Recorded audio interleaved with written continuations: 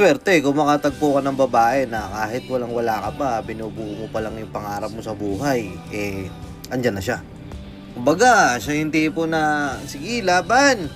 Yung tipong kahit walang-wala ka pa, pero alam niya, nakikitaan ka niya na may vision ka sa buhay, andyan siya, sinusuportahan ka eh. Kasi 'di ba, pakatotoo lang tayo, 'di ba? Kumbaga, halimbawa, ikaw okay na, stable na yung buhay mo, mayaman ka, marami kang pera, natupad mo yung pangarap mo sa buhay, tapos may dadating na babae sa'yo. Nakilala ka niya kasi ganyan ka na. Kumbaga, established ka na.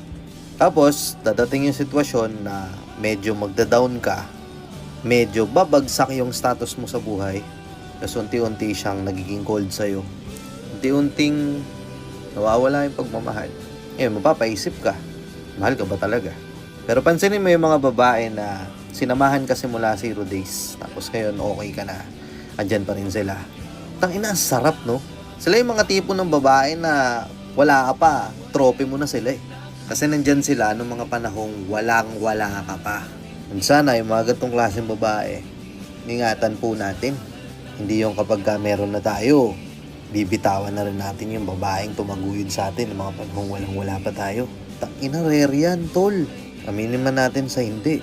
Pakaraming babae dyan, kilala ka na lang o lalapit na lang sa'yo kapag meron ka na. Hindi naman lahat.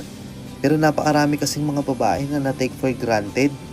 Sila yung mga tipo ng babae na okay sila sa setup na, sige, okay lang, buuin mo muna yung pangarap mo, nandito ako para sa'yo. Kaso kawawa naman sila kasi minsan yung mga babaeng yun, kapag nabuo na ng lalaki yung mga pangarap niya sa buhay, parang naiitsapwera na yung babae. Yung mga babaeng nandyan kahit 0 days,